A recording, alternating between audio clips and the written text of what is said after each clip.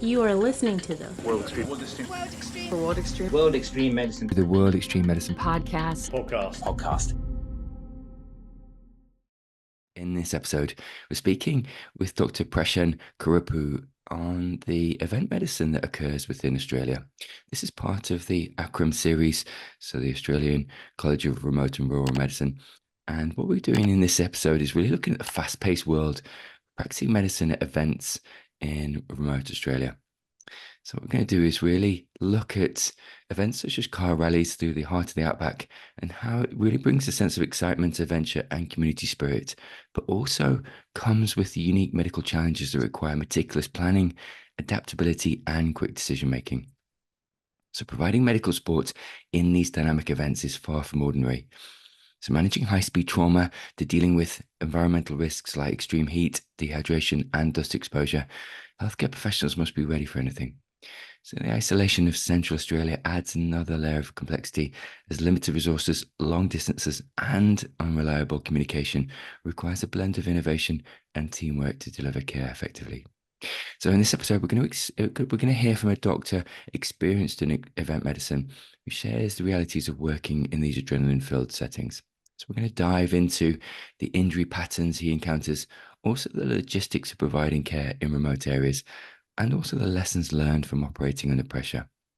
So Prashan Kuruppu is an experienced rural generalist anaesthetist with demonstrated history of working in remote and rural hospital and community settings. So he's a skilled remote anesthesia practitioner and also in remote and rural retrieval and emergency medicine and also remote Aboriginal health. He has a versatile approach to Outback medicine, but he's also a medical professional with an ACRRRM focus in serving country and Outback. Welcome, Prash, to the podcast.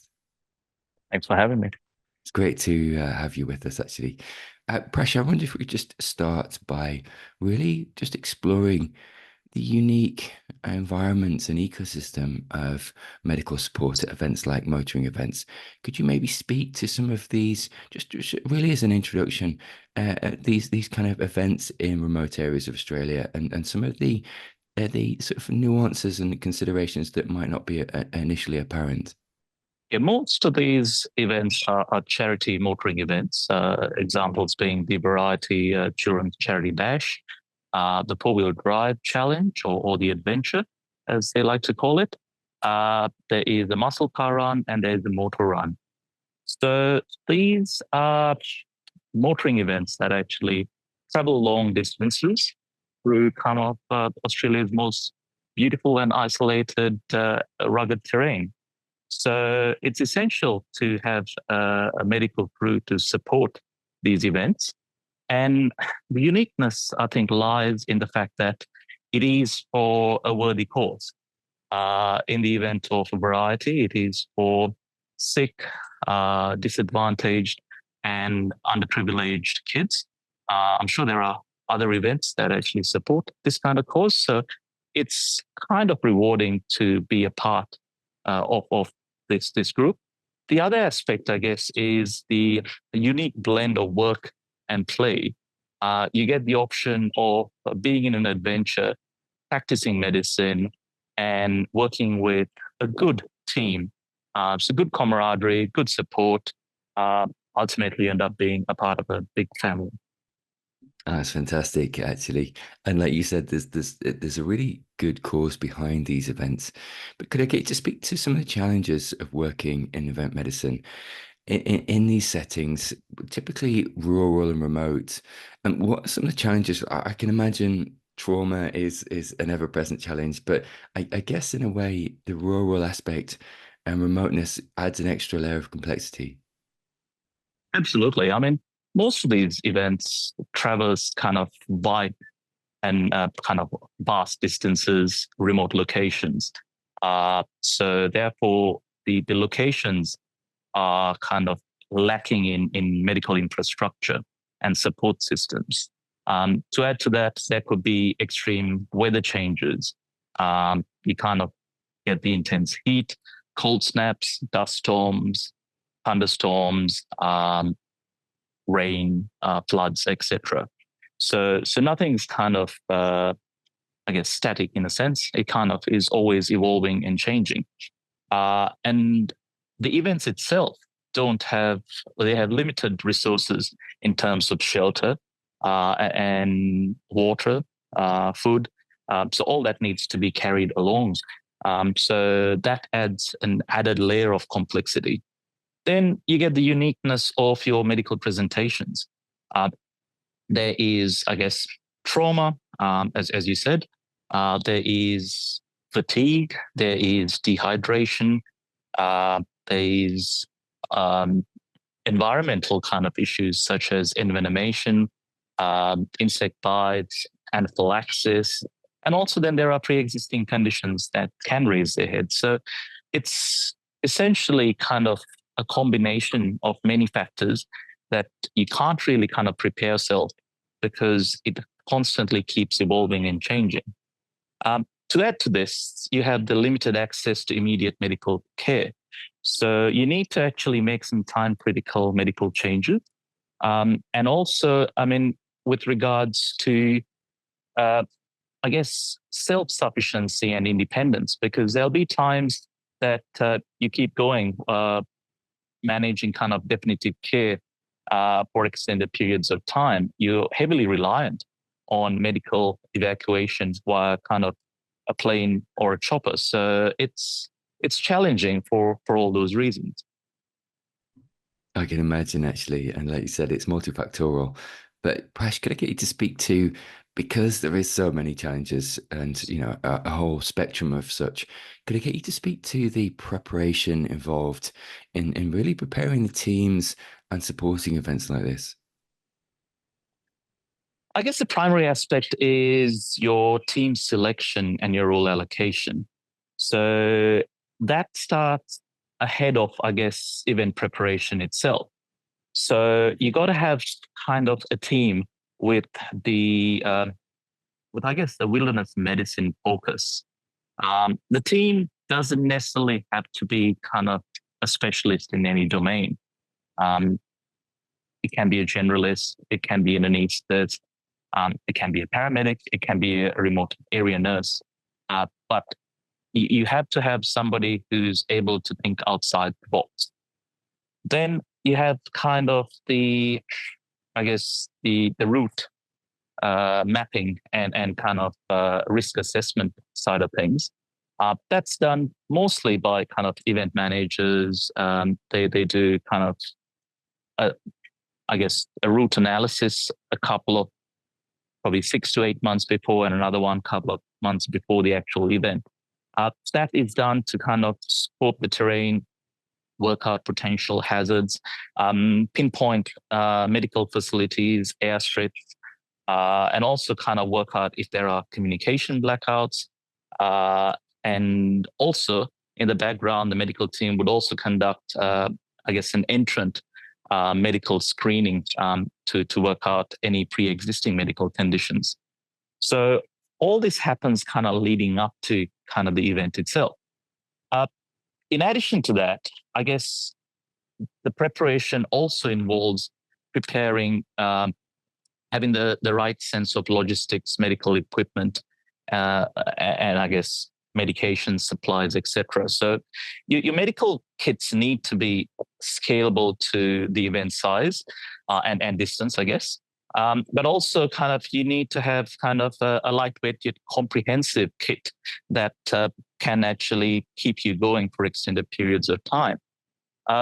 Motor vehicles need to be, I guess, adapted and in many sense equipped to accommodate unexpected medical events. So, for example, my four-wheel drive's got 2 oxygen cylinders, it's got a defib, it's got a backup power source, communication equipment, and of course, room for medication supplies, etc. So all that kind of takes a fair bit of time, effort in putting things together. Lastly, I guess there needs to be kind of health and medical protocols, evacuation protocols, outbreak and pandemic protocols, which were highlighted through the COVID pandemic. So having all those in place, we sometimes cross state boundaries. So regulations are different from one state to another. So having all that kind of in readiness for anything is important.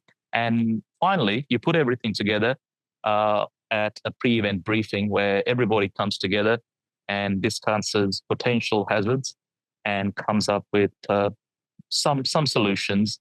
But it's essentially kind of making it as you go along. Yeah, indeed, indeed. And really interesting, actually, Prash, because as you say, even personally within your equipment, you have to have resilience and residual capacity to deal with things. So like you said, carrying oxygen, carrying your own medical kit, carrying redundancy in a way, because there is no hospital just to reach back to, which is 5, 10, 15 minutes away. So that's fascinating to hear, actually. I'd be interested to know just around how you adequately cover these events in isolated environments from a medical personnel perspective. I guess just thinking about this, do you use analogs, previous events? Okay, this is going to require this much medical kit and medical personnel. This is how much we dealt with before. Maybe this was too little, and we actually need to upscale and grow the team. Do you kind of use previous analog events to really plan forward and cover these events medically, both from equipment and personnel perspective? Absolutely. I mean, each event's unique. I mean, for example, the four-wheel drive adventure goes through rough terrain to very remote locations. So we're quite isolated in what we do. So the fact that we have kind of a history of being to similar locations makes us kind of a bit more gives us the opportunity to kind of comprehensively pre-event plan, given there is that experience. And the experience is not only medical. There is, like I said, event planners. Event planners kind of conduct a route risk assessment. They look for hazards, climate, terrain. They also keep in mind when they do that route assessment how to establish medical checkpoints, evacuation routes. And then, like you said, I mean, for each event, the entrant population or the entrant cohort changes. Some events have predominantly a younger cohort, so you don't have to rely on as much medical equipment and supplies. Other cohorts have a bit more elderly and more kind of there are more comorbidities involved, in which case you need to carry that amount. So that's why the pre-event or pre-existing medical condition screening for all entrants is important. Uh, in addition to that, like I said, you have to have wilderness trained medical personnel. It doesn't need to be necessarily doctors, but ideally generalists. I mean, something with an ACRRM focused. You actually look at doctors that kind of are able to think outside their box, want kind of, I guess, in a sense, specialized in an area. They can actually diversify and kind of treat any given incident or illness. And then collaboratively working with, I guess, your first responders who are also officials but aren't medically trained, guiding them through the process. They're your kind of best level of support, especially with kind of motor vehicle incidences, breakdowns, and then having the right amount of communication because you're isolated. Unless you can communicate with kind of retrieval services, you're unable to get out or evacuate somebody or definitive care. So it is important to be able to manage them with your comprehensive medical kit, but also being able to communicate is absolutely essential in these situations.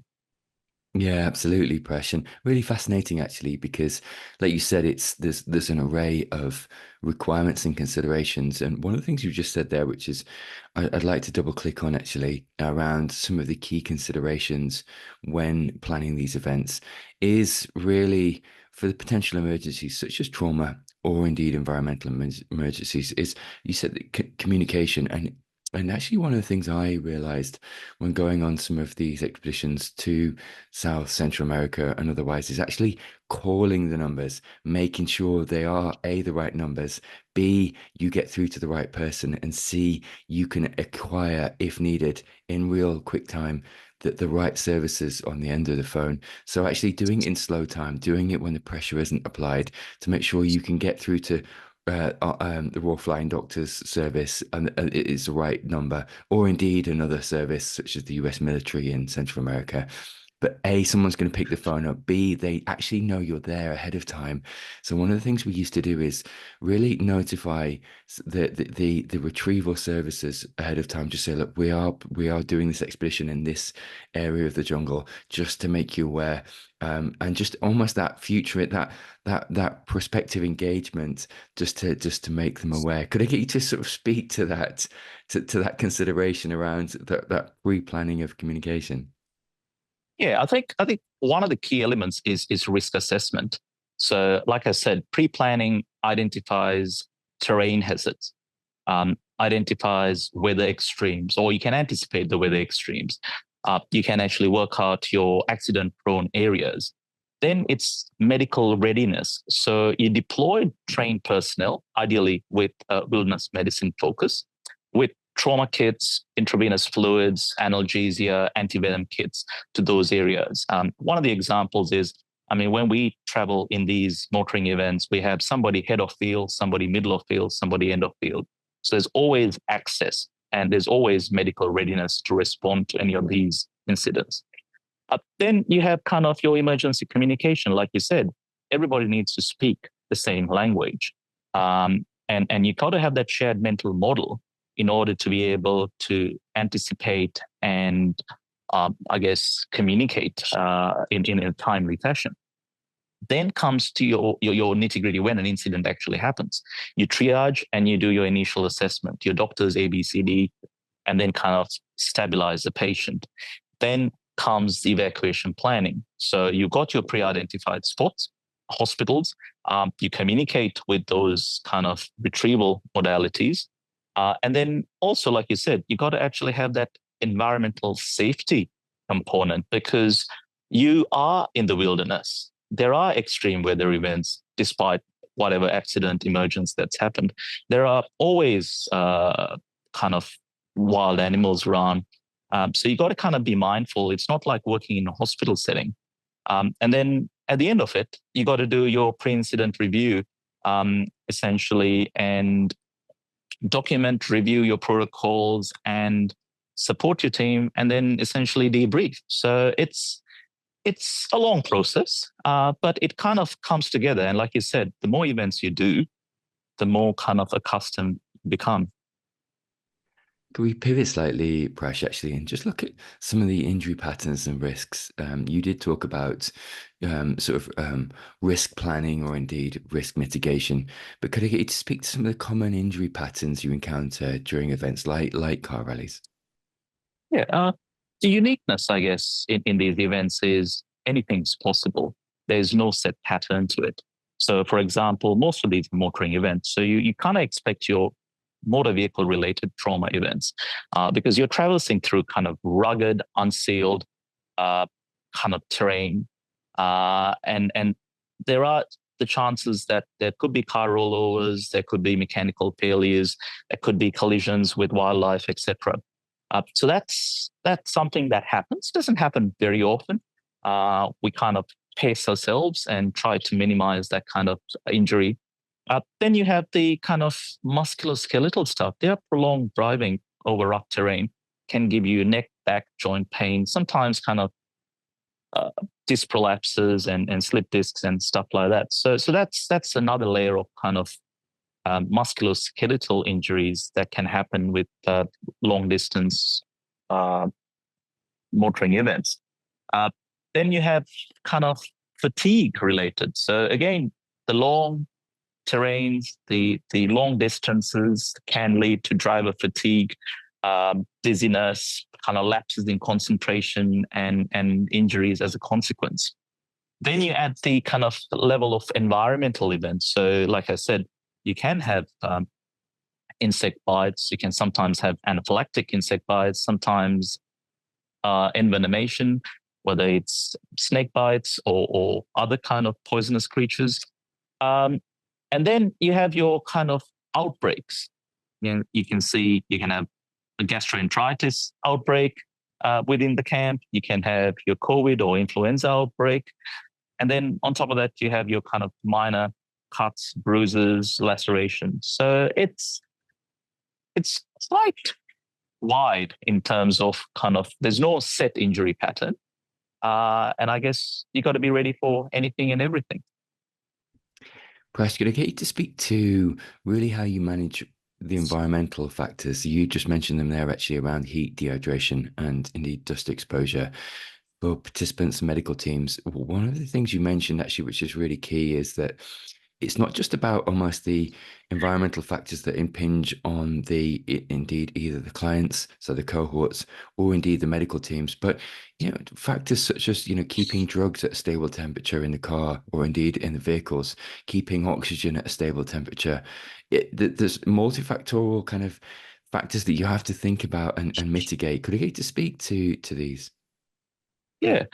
I mean, I guess, again, prevention is kind of the best cure. So hydration and cooling measures. So kind of regular kind of hydration breaks, drinking stations, cooling stations, monitoring kind of educating everybody, making people aware of how to monitor for heat exhaustion and signs of dizziness, confusion, etc., so they can flag that. And the other thing is how you can manage your kind of heat. Like you said, we kind of try to push mandatory rest periods, try and reduce activity during those heat hours between probably 12 noon and 3 p.m. So that people kind of aren't overexposed to the heat. Similarly, kind of encourage people to wear kind of lightweight, breathable, UV protected clothing, wear wide brim hats, sunglasses, sunscreen, kind of masks, etc. So there's a certain element of prevention. And then on top of that, you kind of keep an eye on your monitoring, I guess, or real-time monitoring and early intervention when you pick up somebody. So if you feel somebody is heat exhausted, then assess them and manage them accordingly.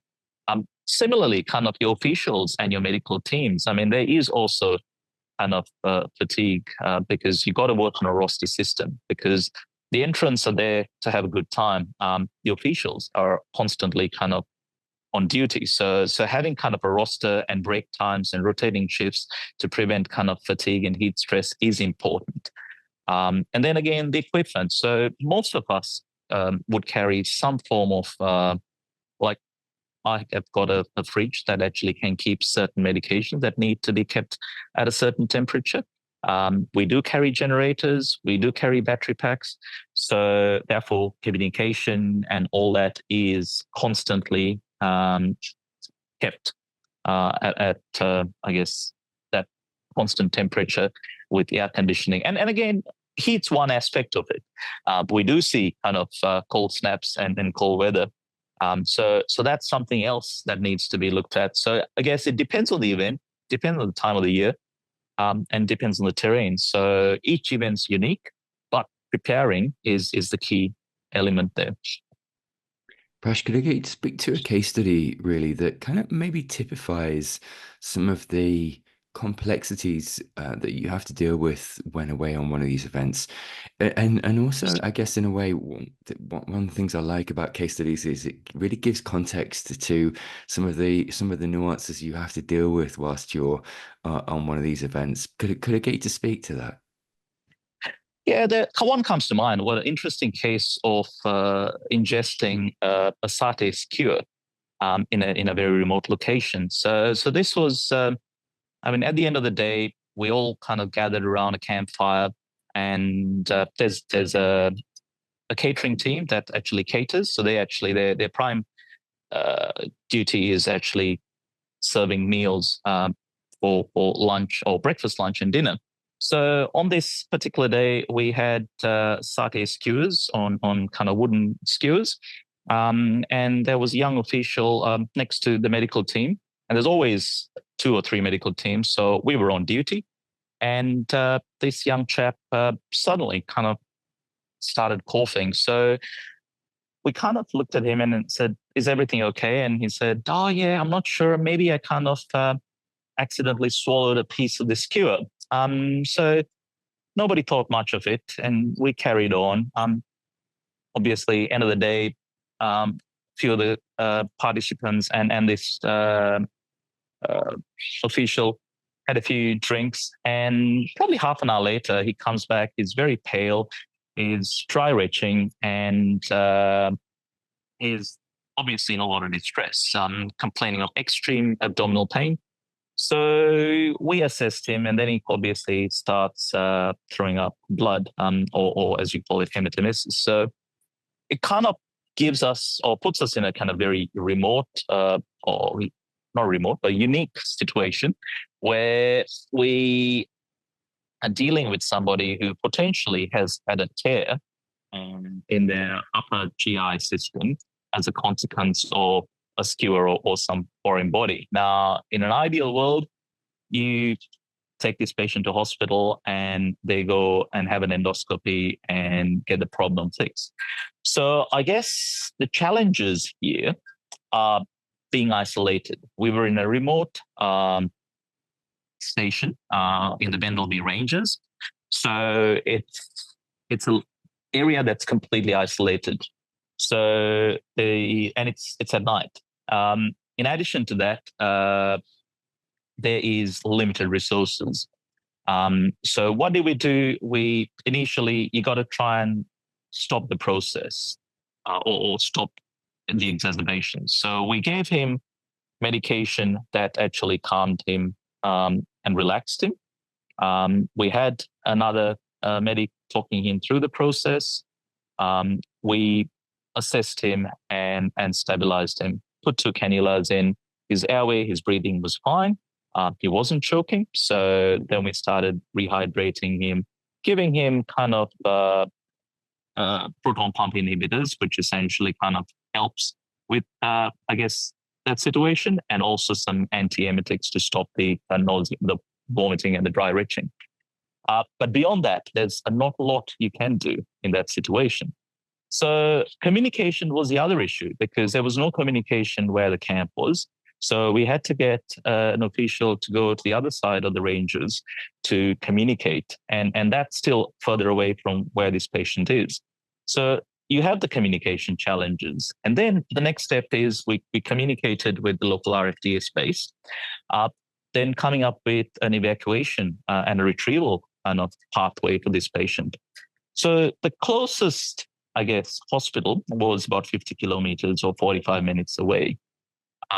And there isn't an airstrip, but it was able to land, well, it has the ability to land an RFDS plane. So we took this patient with myself and another official in a four-wheel drive. And then once we got to the hospital, we were told that the RFDS plane couldn't land there because there were too many kangaroos on the airstrip. So which then adds that extra layer because then he has to be transported from there to another hospital or another area where he can be retrieved from. So eventually he did get transferred via RFDS to a kind of a remote-based hospital, had his endoscopy, and he is, he survived. There was no kind of consequence, but it kind of proves that it's not straightforward. And it is challenging. There are multiple aspects that you need to consider when managing this kind of event or motoring event. Yeah, really interesting actually, because like you said in a risk assessment, maybe it's not top front of mind when you are, doing a muscle car event, but actually sometimes common things occur commonly and you write the sequelae or ongoing fruition of that medical condition can be actually quite complex, especially logistically, but even clinically. Could I get you to speak to, you have mentioned the difficulty in communication, actually, Presh. Could I get you to speak to sort of how you approach it from a almost a fallback position? Do you have SATCOM ability, satellite communication ability, and I guess in a way multimodal communication, just to ensure that you can speak to services at any time of day? It is, and that is an interesting aspect of motoring events. So I guess you got your ultra high frequency or UHF radios. That's the main modality for officials to communicate with the participants or the entrants, and inter-entrant communication as well. So that's kind of, it's dependent on your position where you are, because it cannot reach out that far. Most officials rely on what we call high frequency radio communication. So it's kind of a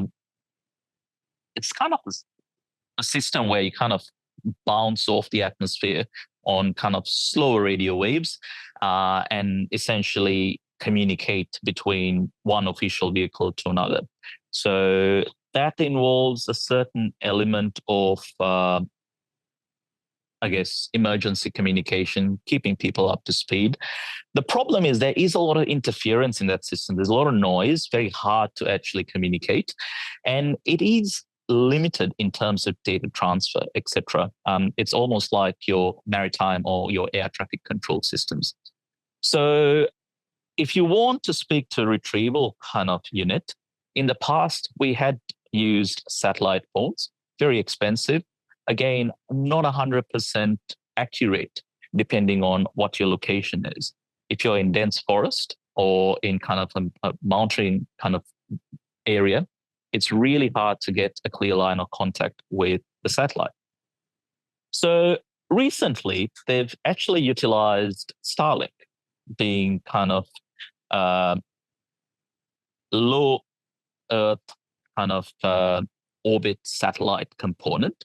So the way it kind of works is it kind of creates a bit of a mesh using a Starlink mini connection. So you're kind of in a big Wi-Fi network, and the entire event is. And then you connect your radio communication or your phones to this system. And that gives you kind of direct line of sight to a lot of your communication issues. So that's revolutionized, I guess, communication for these motoring events. Now, the fallback is, if it doesn't work, what do you do? So we've still got GPS trackers for all our official vehicles, so they all get tracked. And central command based in kind of the base in a major metropolitan kind of tracks them to see what's going on. In addition to that, each individual entrant does have an app that they can actually send an emergency beacon to central command. So if they're in distress, then they get a notification, and then they update the officials with regards to that. Also, we have scheduled check-ins to make sure the entire field's actually back at base. When we leave, we make sure everybody goes in a group. If anybody is left, then we actually make, obviously. So we know exactly where everybody is, which is kind of pre-planning, as we discussed. The other thing is having kind of backup batteries, backup systems. And one of the other thing is, like, I mean, electronic systems are bound to fail eventually. So having kind of paper maps, written emergency contacts for RFDS, local hospitals, emergency services is important. And when all fails, you kind of go down to the absolute bare basics. So you have your flares, you have your vehicle kind of light systems that you can use. So you actually work out a system to communicate in those dire events. That's absolutely fascinating, actually, and like you said, there's plenty of fallback and residual capacity in that, because it's needed, absolutely needed. Prash, we've covered a lot in the interview, actually, and I just wondered if you could speak to some lessons learned from practicing medicine in these dynamic and austere environments. One thing that really comes through from you, actually, is just the need to have um, resilience and adaptability and fallback mechanisms, because like you said, you can't almost anticipate plan A working, so you have to have plan B, plan C, plan D. Could I get you to speak to some, I guess, yeah, front of mind lessons learned from really practicing in these dynamic environments? See, I think there are three key elements. The first one, I guess, is thinking outside the box. So improvising and adapting. Make do with what's available. Whether it's bush medicine techniques, whether it's kind of field um, expedient solutions, just you got to think outside the box. You got to work with whatever you've got there.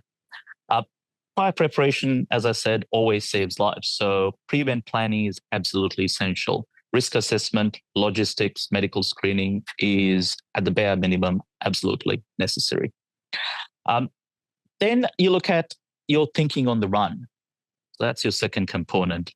It's decision making under pressure. So you got to triage and resource allocate with what you've got.